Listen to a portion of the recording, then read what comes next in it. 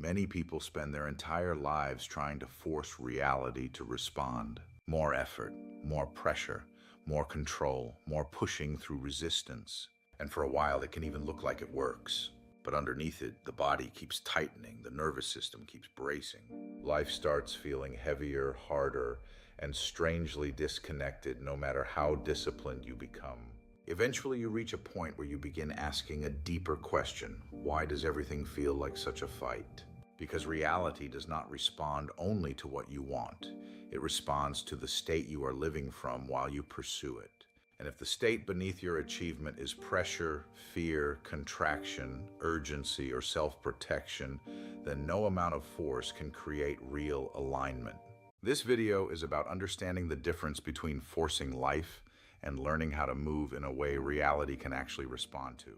What most people call ambition is often nervous system activation. That does not mean the desire itself is wrong. It means the body has learned to pursue life through tension. For many people, achievement begins to become linked with pressure very early. Safety becomes connected to performance. Worth becomes connected to productivity. Rest begins to feel dangerous. Slowing down feels irresponsible. So the system adapts. The body learns to stay mobilized, always thinking, always planning, always anticipating, always trying to get ahead of uncertainty before uncertainty arrives. And after enough time, this state starts to feel normal. People begin calling this drive, discipline, motivation, work ethic. But underneath it, the nervous system is often bracing against imagined collapse. This is why so many high-functioning people cannot relax even when nothing is wrong. The body never exits survival orientation. It simply learns how to achieve while remaining contracted, and this contraction changes the quality of action itself. Movement no longer emerges from clarity, it emerges from pressure, from proving, from fear of falling behind. But internally, there is often exhaustion, fragmentation, and a subtle sense of disconnection from life itself. Because force always carries a cost. You can usually feel it directly in the body. The jaw tightens, breathing becomes shallow, the chest compresses. So instead of listening, they override themselves harder. More caffeine, more optimization, more pressure, more self-control. But the body keeps speaking anyway, eventually through burnout, collapse, emptiness, loss of meaning, loss of direction, or the strange realization that even after achieving what was pursued, something still feels missing. Because the problem was never simply the goal, the problem was the state from which the movement was happening. There is a profound difference between action arising from coherence and action arising from contraction. Externally, they may look almost identical. Internally, they are completely different realities. One feels like participation with life. The other feels like trying to control reality before it can hurt you. And the body knows the difference long before the mind admits it. Most people are taught to approach life strategically, set goals, build plans, improve mindset, work harder, stay disciplined, optimize performance. And while strategy matters, strategy alone does not explain why some forms of effort create flow, while others create constant resistance. Because reality responds to far more than conscious intention. It responds to the entire configuration from which action is emerging, not just what you are doing, but the state you are doing it from. This is why two people can take nearly identical actions and receive completely different responses from life. One person pushes constantly and everything feels difficult. Another moves with far less force and doors begin opening naturally. From the outside, this can look mysterious or unfair, but underneath it, reality is responding very precisely. It is responding to the relationship between internal state, external conditions, timing, and capacity. Internal state is not simply mindset, it is the condition of the nervous system itself. Is the body regulated or contracted, open or defended, present or braced? Even if the words sound confident, even if the strategy appears intelligent, life still responds to what is actually being embodied underneath the performance. Then there are external conditions. Reality is also the environment you are entering. Other people's readiness, resources, structures, circumstances already in motion before you arrived. Sometimes effort fails not because you are wrong, but because the conditions themselves are not aligned for that movement yet. And then there is timing. This is one of the hardest realities for the ego to accept because timing cannot be controlled. Something can be correct and still premature. You can internally be ready for a relationship, a business, a move, a creative project, and life may still not fully open because the timing is incomplete. Not as punishment, not as rejection, simply as reality responding accurately to the whole configuration. But perhaps the most important factor is capacity. Capacity is rarely discussed because modern achievement culture is obsessed with expansion, not sustainability. But reality continuously responds to what your system can actually hold, emotionally, financially, relationally, energetically, practically. People often ask why certain things do not arrive despite deep desire, but sometimes the nervous system cannot yet safely sustain the very thing being requested. And when capacity is insufficient, reality often responds through delay, friction, collapse, or incompletion, not because life is withholding from you, but because what cannot yet be metabolized cannot stabilize. This changes the entire way achievement is understood. Reality is not rewarding good people and punishing bad ones. It is not testing your worthiness. It is not asking whether you deserve something. Reality responds to coherence, to the relationship between your internal state, your capacity, the conditions around you, and the timing of movement itself. And once this becomes visible, life stops feeling random. You begin to see that many forms of struggle are not failures of effort. They are signals of misalignment within the larger configuration from which action is emerging. One of the biggest misunderstandings about alignment is the belief that it means passivity, that if you stop forcing, you stop moving. If you stop controlling, you lose ambition.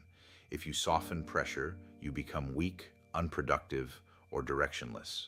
But alignment is not the absence of action. It is the absence of unnecessary internal conflict within action. Force and alignment can sometimes look very similar externally. Both people may work hard, both may take risks, both may build businesses, create art, lead teams, or pursue meaningful goals. But internally, they are operating from completely different realities. Force-based achievement is usually organized around tension. There is urgency beneath the movement, a fear of falling behind, a need to prove worth, a subtle inability to rest. Even success often brings temporary relief instead of real peace, because the system is not actually moving toward fulfillment.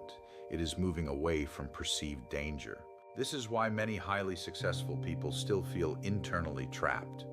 The external achievement changes, but the internal state driving the movement remains the same. The body never exits defense. Alignment feels very different. There is still direction, still discipline, still uncertainty, still discomfort at times. But the movement is no longer organized around self-protection. The body is not constantly fighting reality while trying to succeed inside it. There is less forcing, less overriding, less internal argument. Action becomes more precise because attention is no longer consumed by tension. And this creates something many people have rarely experienced: sustained movement without chronic self-violence. This is an important distinction because modern culture often glorifies self-override, push harder, ignore the body, suppress emotion, stay productive no matter what. Treat exhaustion as weakness, but eventually the nervous system responds, not because it is broken, but because coherence cannot be built through continuous internal war. The body keeps trying to communicate this through signals: burnout, brain fog, loss of motivation, collapse after periods of intense output, emotional numbness, the strange emptiness that appears even after reaching major goals. These are often interpreted as failures of discipline, but many times they are actually signs that force has exceeded sustainable capacity. Alignment does not remove effort, it changes the relationship to effort. Action still happens, but it arises from contact rather than panic. There is room inside the movement, room to listen, room to adjust, room for reality itself to participate.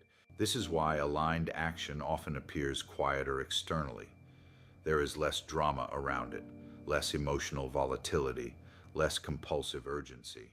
But paradoxically, it is often far more effective over time because the system can sustain it without fragmentation. Force compresses the system. Alignment keeps the system open while moving. And this openness changes perception itself. You begin noticing timing more clearly. You recognize when something is not ready instead of trying to overpower resistance. You stop interpreting every obstacle as failure. Most importantly, you stop trying to dominate reality into giving you what you want. Instead, achievement becomes relational, a dialogue between desire, reality, timing, capacity, and feedback. This is why aligned achievement often feels strangely different in the body. Even when large goals are being pursued, there is less contraction around outcome, less desperation, less fear beneath movement.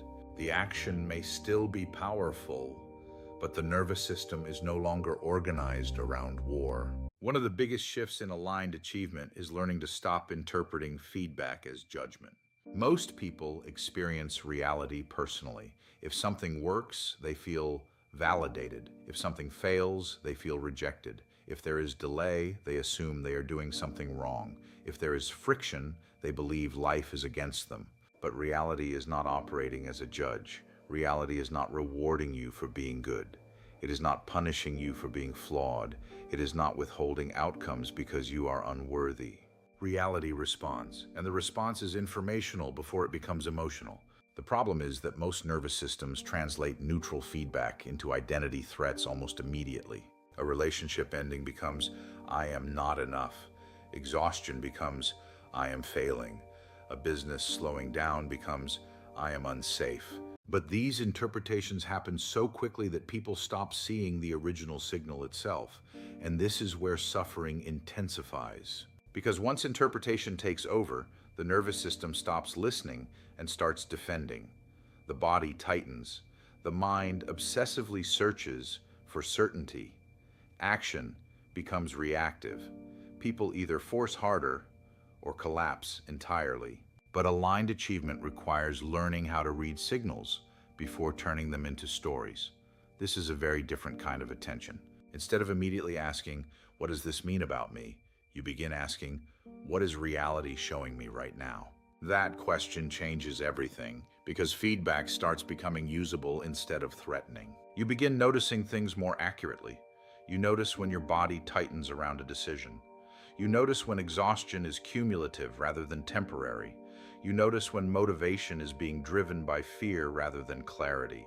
These are signals, not conclusions, not verdicts, not proof of success or failure, just information. And this requires tolerance for uncertainty because interpretation creates artificial certainty very quickly. The mind wants immediate meaning. The nervous system wants immediate safety. So people rush to label experience before fully feeling it.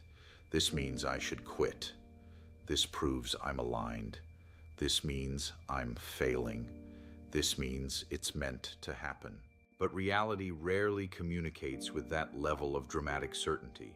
Reality communicates through patterns, through repetition, through sensation, through timing, through coherence and incoherence. A repeated obstacle may not be rejection. It may be showing you something about timing, support, capacity, or direction. Ease is not always confirmation. Difficulty is not always misalignment.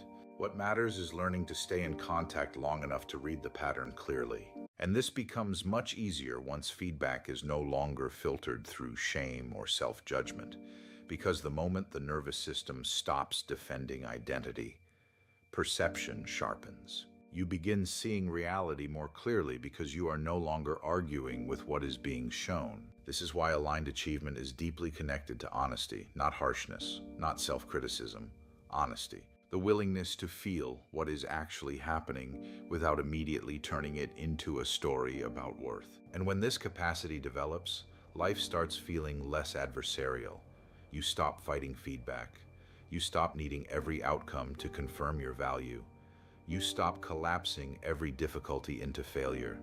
And gradually, reality begins feeling less like something you must control and more like something you are learning how to listen to.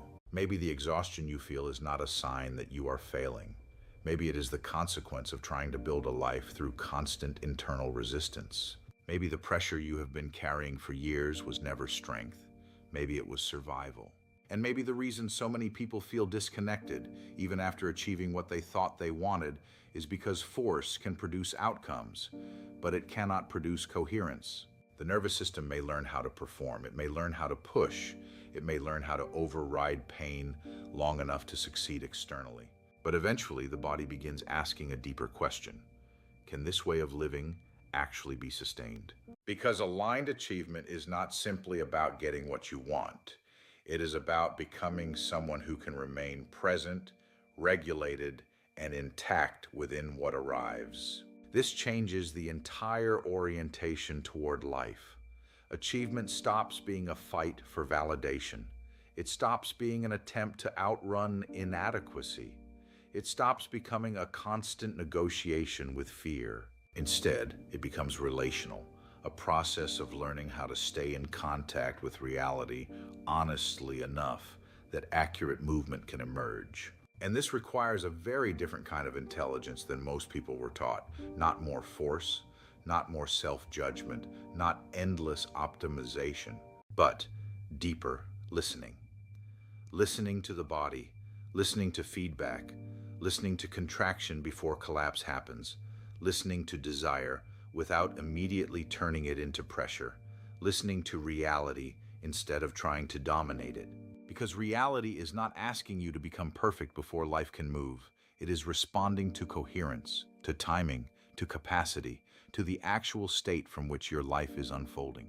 And the moment this becomes visible, something starts softening internally. You stop interpreting every obstacle as failure. You stop forcing certainty before movement. You stop treating yourself like a machine that must constantly produce in order to deserve rest or safety. There is less war inside the system, and from that place, action becomes cleaner, more precise, more sustainable. Ironically, this often creates far greater effectiveness over time because energy is no longer being consumed by chronic internal conflict. You begin moving with reality instead of against it, and this is what aligned achievement ultimately points toward. Not passive waiting, not avoidance, not abandoning ambition, but learning how to pursue what matters without disconnecting from yourself in the process. Learning how to hold desire without collapsing into urgency. Learning how to take action without organizing the entire nervous system around fear. Learning how to stay open enough for reality to respond honestly. Because reality responds less to what you demand and far more to what your system can truly embody, sustain, and remain present with. And perhaps that is the real shift. Achievement is no longer about controlling life hard enough to feel safe.